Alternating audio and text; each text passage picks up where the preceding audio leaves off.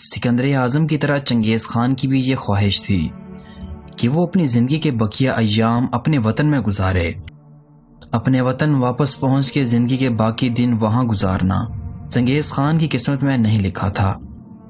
اس کے بیٹوں کے لیے سب کام مکمل ہو چکے تھے، صرف 2 کی کسر رہ گئی تھی۔ جس دنیا کا بوڑھے چنگیز خان کو علم تھا، اس میں صرف 2 دشمن قوتیں باقی تھیں۔ ایک تو تبت کے قریب ہیا کی سلطنت، دوسری جنوبی چین میں سنگ خاندان کی پرانی حکومت۔ چنگیز خان نے قراقرم میں اپنے لوگوں کے ساتھ موسم گزارا۔ اس نے صوبدائی بہادر کو سنگ کی سرزمینوں کی فتح کے لیے بھیجا اور ہیا کے صحراؤں کے قبائل کی سرکوبی کا خود چنگیز خان نے بیڑا اٹھایا اور اس میں اس نے خاصی کامیابی حاصل کی۔ جاڑوں کے موسم میں منجمد دلدلوں کو عبور کر کے جب وہ پہنچا تو اس نے اپنے قدیم دشمنوں کو وہاں اکٹھا پایا۔ اس کے سامنے چین کی فوجیں، ترک اور ہیا کی تمام فوجیں یکجا کھڑی تھیں۔ چنگیز خان نے یہاں جم کر اپنے دشمنوں کے ساتھ مقابلہ کیا اور اس لڑائی میں تقریباً 3 لاکھ آدمی مارے گئے۔ منگولوں کے راستے میں جتنے ایسے آدمی آئے جو ہتھیار اٹھا سکتے تھے، انہیں قتل کر دیا گیا۔ ہیا کا بادشاہ بچ کے ایک پہاڑی قلعے میں جا چھپا جو برف پوش چوٹیوں اور گھاٹیوں میں محفوظ تھی، لیکن چنگیز خان جنگ کو ختم کرنے پر تیار نہ تھا۔ درمیانی جاڑوں میں اس نے قدیم چین کی سرحدوں کی طرف کوچ کیا اور وہ اسی طرح گھوڑے کی زین پر سوار رہا اور اپنی فوجیں سرد دریا کے اس پار لے گیا۔ یہاں چنگیز خان کو یورپ کی چراگاہوں میں اپنے سب سے محبوب بیٹے جوجی کی موت کی اطلاع ملی۔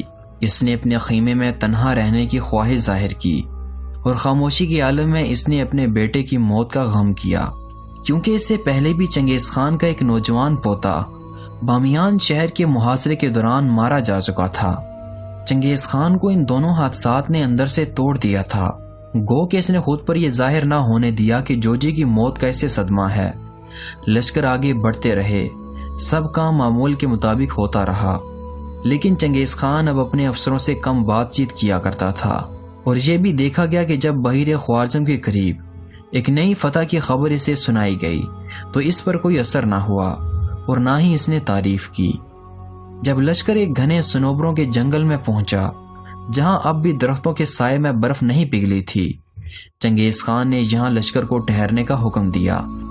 اس نے قاصدوں کو تیزی سے تولی کے پاس جڑایا جو اس کے اور بیٹوں کی نسبت زیادہ قریب تھا۔ یہ امیر جنگ جو اب بھرپور نوجوان تھا، خان کی جورت کے سامنے گھوڑے سے اترا تو اس نے اپنے باپ کو آگ کے قریب ایک قالین میں سمور کے لبادوں میں لپٹا ہوا دیکھا۔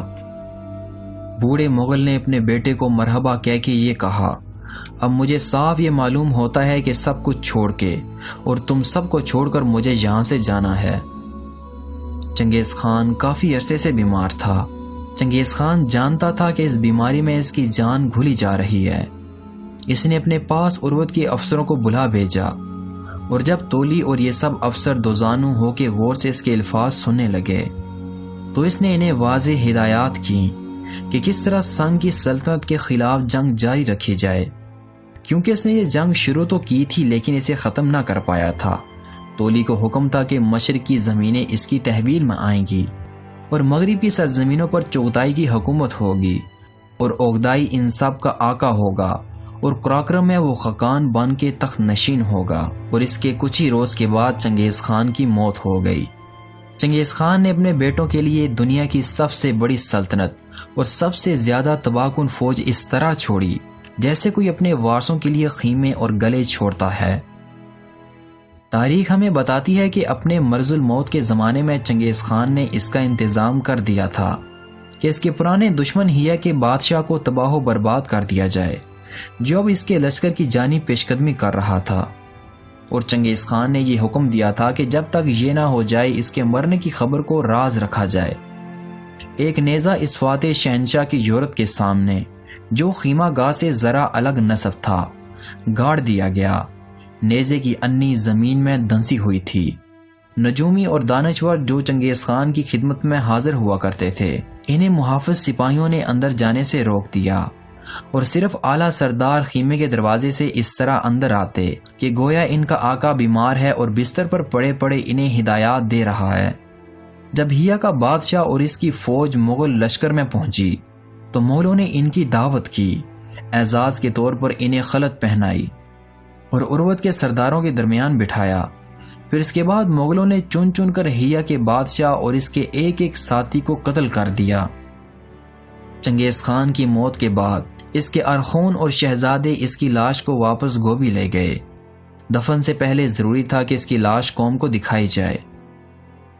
چنگیز خان نے سنگ کے علاقے میں وفات پائی تھی۔ وہ مغل سپاہی جو اس کے جنازے کا رتھ لیے جا رہے تھے، انہوں نے ریگستان تک راستے میں جو ملا تھا اسے قتل کر دیا تاکہ دشمنوں کو چنگیز خان کی موت کا علم نہ ہونے پائے۔ ریگستان پہنچ کے عروت کے پرانے جنگ آزمودہ سپاہیوں نے جنازے کے ساتھ ساتھ بآواز بلند ماتم شروع کیا۔ انہیں کسی طرح یقین نہیں آتا تھا کہ اب چنگیز خان ان کے قومی نشان کے آگے سوار ہو کے نہ چل سکے گا۔ ایک منگول خان نے روتے ہوئے کہا، اے آقا بوگدو، تو ہمیں اس طرح چھوڑ کے چلا گیا۔ تیرا پیدائشی ملک اور اس کی ندیاں تیرا انتظار کر رہی ہیں۔ تیرے خوش قسمت وطن میں تیرا سنہرا مکان، جس کے اطراف بہادر سرما کھڑے ہیں، تیرا انتظار کر رہے ہیں۔ ریگستان کی سطح طے کرتے کرتے باقی مغلوں نے بھی ماتم کیا۔ ان کے ماتم کے الفاظ کو مورخ نے یوں دہرایا، کبھی تو شہباز کی طرح چھپٹا کرتا تھا، اب تک لڑکھڑاتی ہوئی گاڑی تجھے اٹھائے لیے جا رہی ہے۔ اے میرے خان، کیا تو سچ مچ اپنے بال بچوں، اپنی قوم کی کرلتائی کو چھوڑ کر چلا گیا؟ اے میرے خان، کبھی تو ہماری سرداری کرتا تھا اور غرور و فخر سے عقاب کی طرح چکر لگاتا تھا، لیکن اب تو لڑکھڑا کر گر چکا ہے۔ چنگیز خان کی لاش کو اس کے وطن لایا گیا، ان وادیوں میں جہاں اپنے لڑکپن میں اس نے بڑے استقلال سے زندہ رہنے کی کوشش کی تھی۔ یہ اس کی وہ موروثی سرزمین تھی جسے وہ کسی حالت میں چھوڑنا نہیں چاہتا تھا۔ منگولوں نے قاصدوں کو چراگاہوں کے راز سے ہر طرف دوڑایا تاکہ ارخانوں، شہزادوں، دور دراز سپہ سالاروں کو یہ خبر سنائی جائے کہ چنگیز خان کی موت ہو چکی ہے۔ جب آخری سردار اس یورت کے دروازے پر پہنچ کے اترا جس میں چنگیز خان کی لاش رکھی تھی، تو اس کی لاش آخری آرام گاہ کو پہنچائی گئی۔ غالباً چنگیز خان کو اس جنگل میں دفن کیا گیا جسے اس نے خود انتخاب کیا تھا۔ کسی کو معلوم نہیں کہ چنگیز خان کی قبر کہاں ہے، صرف اتنا معلوم ہے کہ ایک بڑے درخت کے نیچے اس کی قبر کھودی گئی۔ مغلوں کی روایت کے مطابق ایک قبیلے کی فوجی خدمات معاف کر دی گئیں اور صرف یہ فرائض سونپے گئے کہ وہ اس مقام کی نگرانی کرے جہاں چنگیز خان دفن کیا گیا تھا۔